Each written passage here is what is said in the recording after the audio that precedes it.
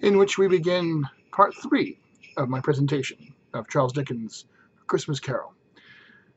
We've begun stave 2, as it was originally produced, the first of 3 spirits. When Scrooge awoke, it was so dark that looking out of bed he could scarcely distinguish the transparent window from the opaque walls of his chamber. He was endeavouring to pierce the darkness with his ferret eyes when the chimes of a neighbouring church struck the 4 quarters, so he listened for the hour. To his great astonishment, the heavy bell went on from 6 to 7, and from 7 to 8, and regularly up to 12, then stopped. 12! It was past 2 when he went to bed. The clock was wrong. An icicle must have gotten into the works. 12! He touched the spring of his repeater to correct this most preposterous clock. Its rapid little pulse beat 12, and stopped. "Why, it isn't possible," said Scrooge, "that I could have slept through a whole day and far into the night. Another night? It isn't possible that anything has happened to the sun, and this is 12 at noon." The idea being an alarming one, he scrambled out of bed and groped his way to the window. He was obliged to rub the frost off with the sleeve of his dressing gown before he could see anything, and could see very little then. All he could make out was that it was still very foggy and extremely cold, and that there was no noise of people running to and fro and making a great stir, as there unquestionably would have been if night had beaten off bright day and taken possession of the world. This was a great relief, because 3 days after sight of this first exchange paid to Mr. Ebenezer Scrooge for his order and so forth would have become a mere United States security if there were no days to count by. Scrooge went to bed again, and thought it over and over and over. He could make nothing of it. The more he thought, the more perplexed he was, and the more he was endeavoured to not think, the more he thought. While his ghost bothered him exceedingly, every time he resolved within himself that, after mature inquiry, that it was all a dream, his mind flew back again, like a strong spring released, to its first position, and presented the same problem to be worked all through. Was it a dream or not?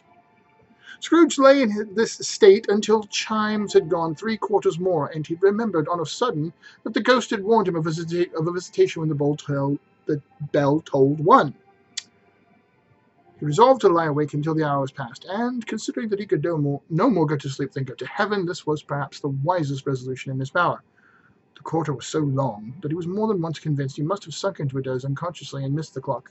At length it broke upon his listening ear. "Ding dong!" "A quarter past," said Scrooge, counting. "Ding dong!" "Half past," said Scrooge. "Ding dong!" "A quarter to it," said Scrooge. "Ding dong!" "The hour itself," said Scrooge triumphantly. "And nothing else." He spoke before the hour bell sounded, which it did now, with a deep, dull, hollow, melancholy 1. Light flashed up in the room upon the instant, and the curtains of his bed were drawn. The curtains of his bed were drawn aside, I tell you, by a hand. Not the curtains at his feet, nor the curtains at his back, but those to which his face was addressed. The curtains of his bed were drawn aside, and Scrooge, starting up into a half-recumbent attitude, found himself face to face with the unearthly visitor who drew them, as close to it as I am now to you, and I am standing in the spirit at your elbow.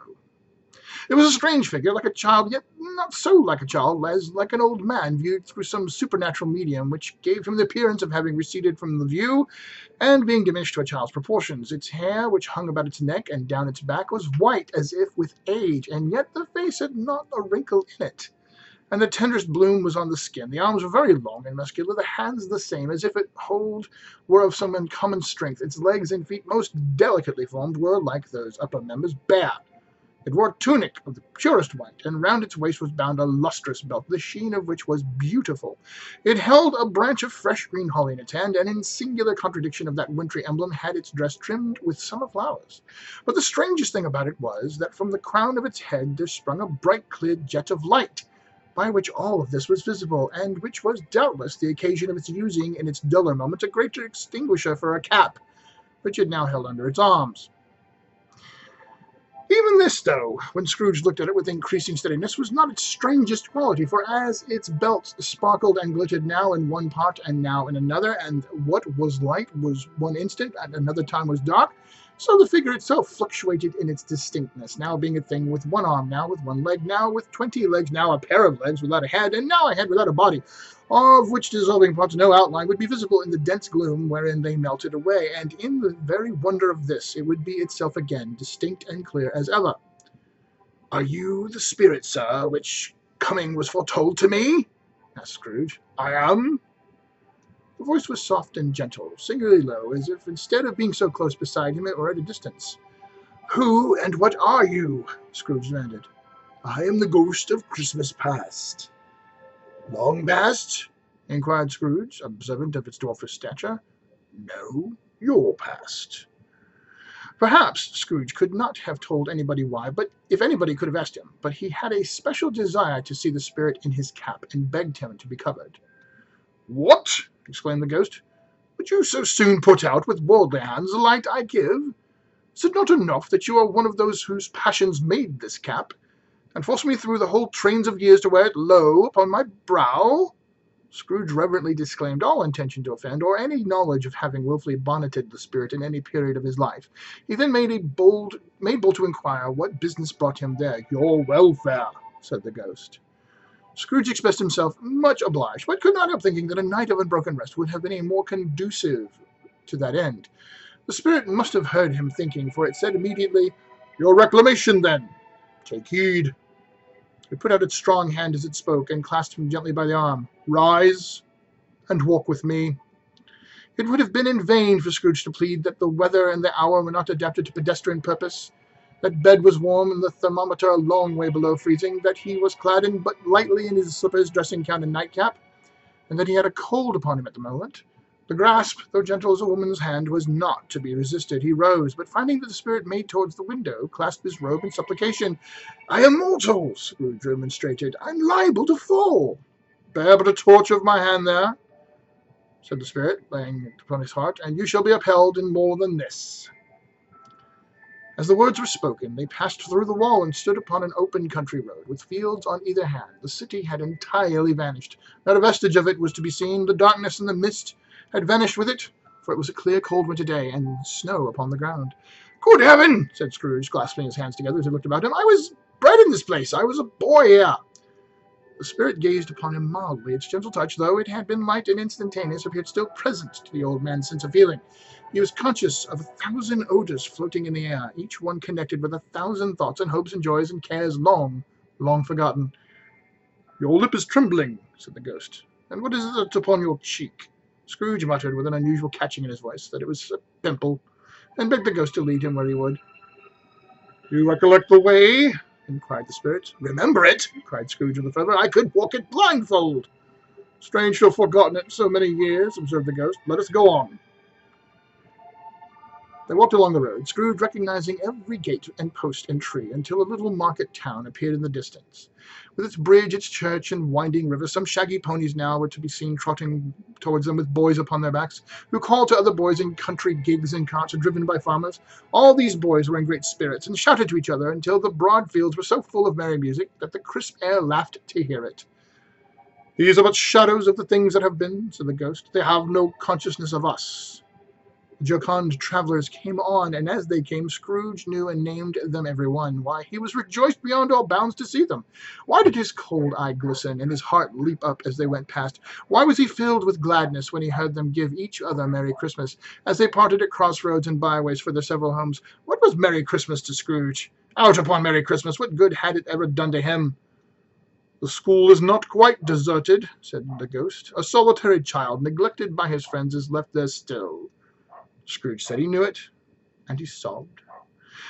They left the high road by a well-remembered lane, and soon approached a mansion of dull red brick, with a little weathercock-surmounted cupola on the roof, and a bell hanging in it. It was a large house, but one of broken fortunes, for the spacious offices were little used, their walls were damp and mossy, and the windows broken, and the gates decayed. Fowls clucked and strutted in the stables, and the coach-houses and sheds were overrun with grass. Nor was it more retentive of its ancient state within, for entering the dreary hall and glancing through the open doors of many rooms, they found them poorly furnished, cold, and vast. There was an earthy savour in the air, a chilly bareness in the place, which associated itself somehow with too much getting up by candlelight and not too much to eat. They went, the ghost and Scrooge, across the hall to a door at the back of the house. It opened before them and disclosed a long, bare, melancholy room, made bare still by lines of plain deal forms and desks.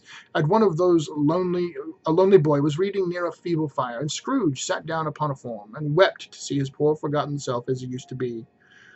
Not a latent echo in the house, not a squeak and scuffle from the mice behind the paneling, not a drip from the half-thawed water-spout in the dull yard behind, not a sigh among the leafless boughs of one despondent poplar, not the idle swinging of an empty storehouse door, no, not a clicking in the fire, but fell upon the heart of Scrooge with a softening influence, and gave a freer passage to his tears. The spirit touched him on the arm, and pointed to his younger self, intent upon his reading. Suddenly a man, in foreign garments, wonderfully real and distinct to look at, stood outside the window, with an axe stuck in his belt, and leading by the bridle an ass laden with wood. "Why, it's Ali Baba!" Scrooge exclaimed in ecstasy. "It's dear old honest Ali Baba. Yes, yes, I know. One Christmas time, when yonder solitary child was left here all alone, he did come. For the first time, just like that. Poor boy, and Valentine," said Scrooge, "and his wild brother Orson. There they go. And what's his name, who was put down by his drawers asleep at the gate of Damascus? Don't you see him? And the Sultan's groom turned upside down by the guinea there upon his head. Serve him right, I'm glad of it. What business had he to be married to the princess?" To hear Scrooge expending all the earnestness of his nature on such subjects, in a most extraordinary voice, between laughing and crying, and to see his heightened and excited face, would have been a surprise to his business friends in the city indeed. "There's the parrot!" cried Scrooge. "Green body, yellow tail, with a thing like a lettuce growing at the top of its head, and there he is, poor Robin Crusoe. He called him when he came home again after sailing round the island. Poor Robin Crusoe! Where have you been, Robin Crusoe?" The man thought he was dreaming, but he wasn't. It was a parrot, you know. There goes Friday, running for his life in the little creek. "Hello! Whoop! Hello!" Then, with a rapidity of transition very foreign to his usual character, he said in a pity for his former self, "Poor boy!" and cried again. "I wish," Scrooge muttered, putting his hand in his pocket and looking about him after drying his eyes with his cuff, "but it's too late now." "What's the matter?" asked the spirit. "Nothing," said Scrooge. "Nothing. There was a boy singing a Christmas carol at my door last night. I should have liked to have given him something. That's all." The ghost smiled thoughtfully and waved its hand, saying as it did so, "Let's see another Christmas." We'll call it there for now. Until the next one.